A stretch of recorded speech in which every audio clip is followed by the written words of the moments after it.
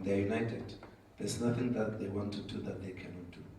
So God says, let's go down and confound their language. They must not talk the same language so that they cannot finish the project. God had to do it. But even though it was like that, even if God allowed them to finish building and they wanted to get to where God was, that tower could only have reached the atmospheric heaven or the second part of heaven. It wouldn't reach the spiritual part where God, the Most High, dwells. But even then, God said they mustn't even be allowed. Because imagine if these people build their tower to reach where the clouds are. It means these people are going to interfere with the program of God. Because rain is being made in the clouds. Do you understand that? So imagine if rain is being made in that part of heaven and these people can build a tower up to there. These people wanted to climb and go and check what is going on there. Those people wanted to have an option. Maybe 1 month live in heaven, then the other month live in the earth. You just check if it's too tough in the earth. Because you just tell the people, me, I'm going to heaven. I'm not coming back. You can even tell them, I'm not coming back. You just go and go, get to the atmosphere, even reach the second part of heaven, and dwell there peacefully. When now we are thinking about them, maybe after a year, they can just see you show up. And they will not think you are a ghost because they know you did not die. They saw you climbing. Are you hearing what I'm saying? So God says, man must not be allowed to do that. Man has been given the earth to dwell in. He has access to heaven, but not through a natural tower. Not through a natural tower that man is to go there. And then you have things like thunder. You can refer to 1 Samuel chapter 2 verse 10. And then you've got things like hail that are all falling from the atmospheric heaven. So you have things like the birds that have said that we have what we call the birds of heaven. So now when we say the birds of heaven that fly, we don't mean every bird. Is it some birds? They don't fly high enough, right? So, but there are birds that are called the birds of heaven that they fly deep. When they are flying there, you won't see them. You can just see maybe a line or something. You remember even our eyes, when they look, they've got a limit to where we can reach and where we cannot reach. I hope you understand that. And then beyond the atmospheric heaven is what we call the celestial heaven, also called the expanse or the firmament or the fountains. This is now what the Bible refers to when during the time of Noah, when it rained. It says that the firmament broke, the fountains of the deep broke up, and the windows of heaven were open, and then the floods came. You see, the fountains of the deep had to break forth because this was not an ordinary rain that was just being generated in the clouds. Even though this was rain during Noah's time, but it is more than a rain, it's a flood. The fountains of the deep, the firmament, the expanse had to break open for this kind of rain to fall. Now I spoke about the part that is the atmospheric heaven, and I showed you that that is where the birds of heaven fly. I spoke about rain, I spoke about snow, I spoke about dew, I spoke about frost, I spoke about clouds, thunder and hail. Now, then we come to the part that is now called the celestial heaven, or which we can also call the expanse or the firmament. And we can refer that in Genesis 1 verse 8. When you look at the creation, you will see when God created the firmament, the expanse, the fountains of the deep. Even if we don't read there, but you can just make notes so that when you're at home, you're at work, you're at your business, you can be able to refer to this. Now, this part that is called the celestial heaven, it includes the heavenly lights and stars having fixed patterns. You can refer to Jeremiah chapter 33, verse 25. And then it also includes the sun and the moon. Genesis 1, verses 14 to 16. So now, the sun and the moon are not in the atmospheric heaven. They are not where the clouds are. How do we know? How do we know that the moon and the sun are higher than where the clouds are. How can we know? Beside the verses that I've given you. The verses that I've given you will assist you. But practically, we also know, right? If it's hot, too hot, and the sun is hot, it's hitting the earth. If clouds gather, they don't gather on top of the sun. If they gather on top of the sun, then it will not change the heat, right? They are under the sun. If these clouds gather, the heat subsides. Or the moon at night, right? Or the moon at night is giving light. If there are heavy clouds, it will be dark in the earth because the clouds have blocked the light of the moon reaching the earth. Is it too difficult? You can understand. You can follow that. So we know that when the moon and the sun sits, it's a higher place than where the clouds gather. That's why you can say, today is too dark. Even the moon did not come out. Yeah, sometimes we say that. Oh, mom, wait. No, the moon will always come out. You see? The moon will always do its work. It's either is being blocked by clouds or something else in the space. Are you hearing what I'm saying? So look at that. And then we have, for an example, the windows of heaven. The windows are part of the celestial heaven.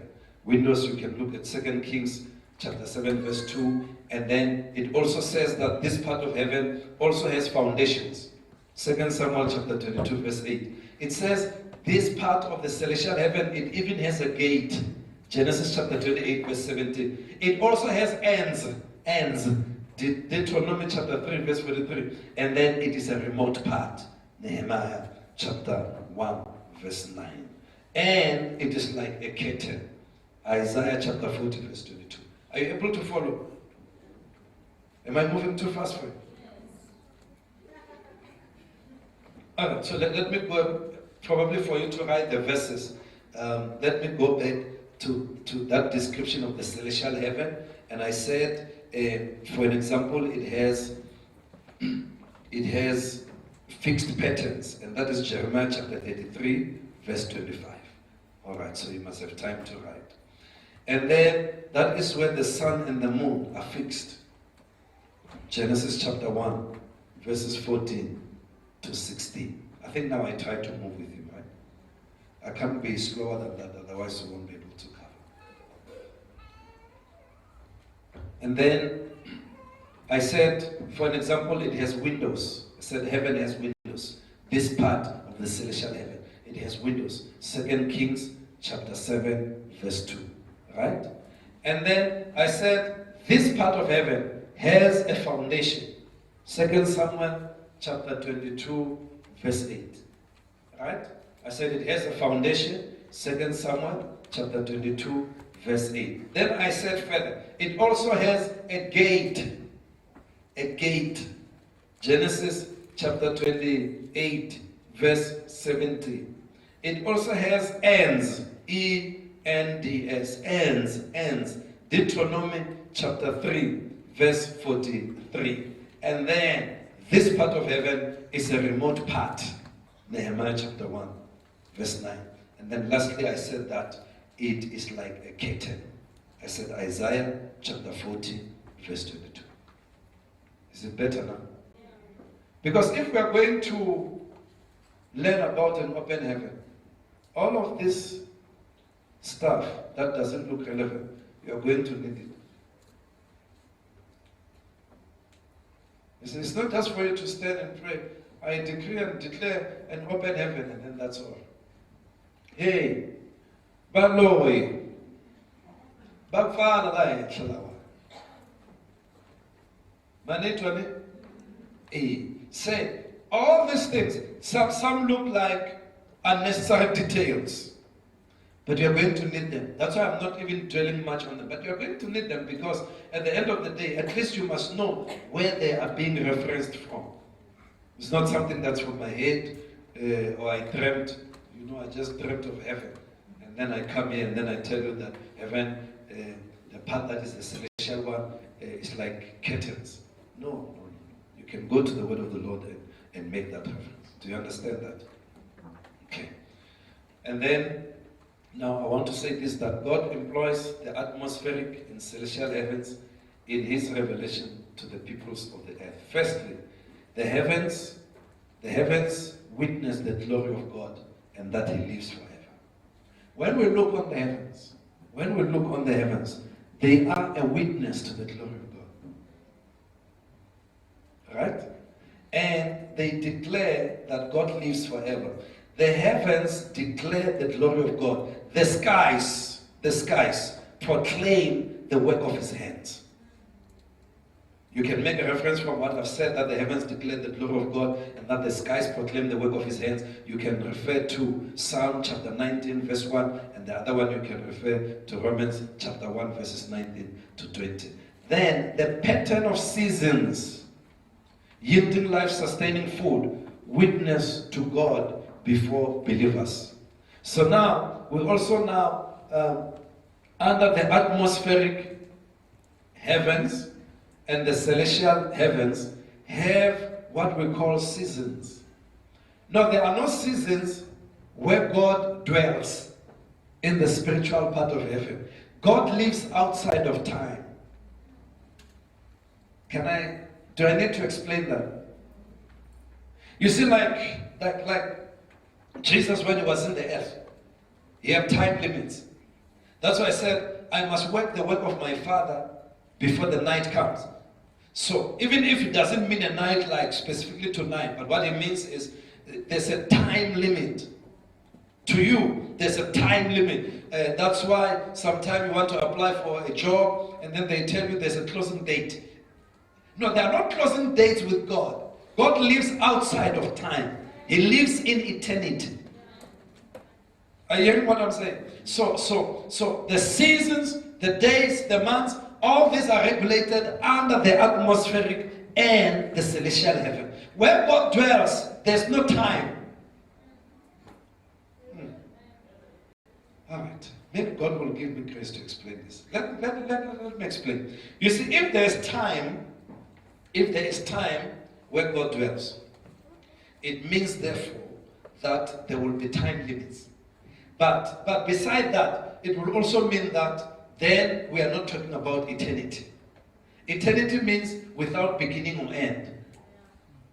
Right? Eternity means everlasting. This is who God is. This is where God dwells. It's eternal.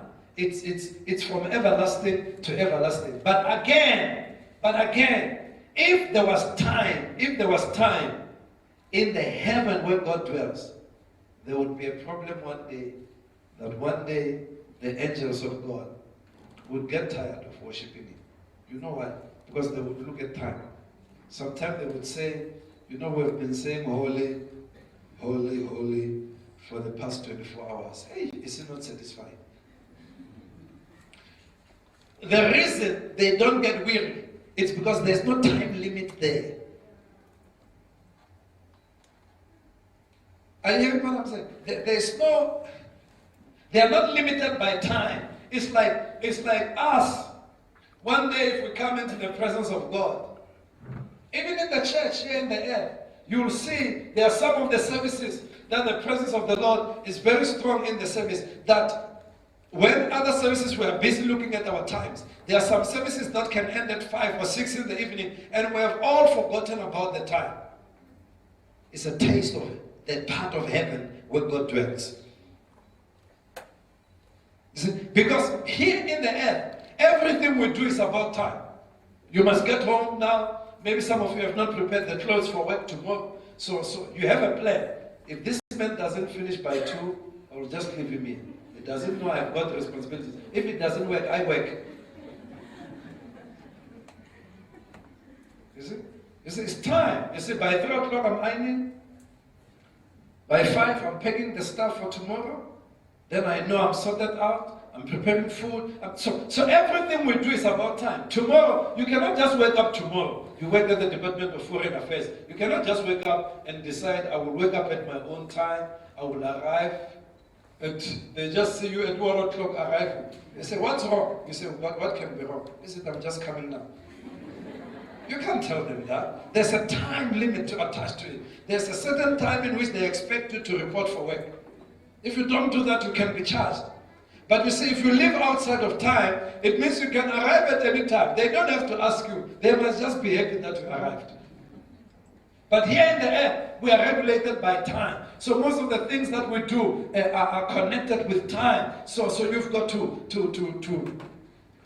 know that it controls us and we plan around it. Even if you don't want 2017 to come, it will come. It's being regulated somewhere in the atmospheric and celestial heaven. You don't have to like it. Even 2016, is it some of us can say, hey, I don't like this year.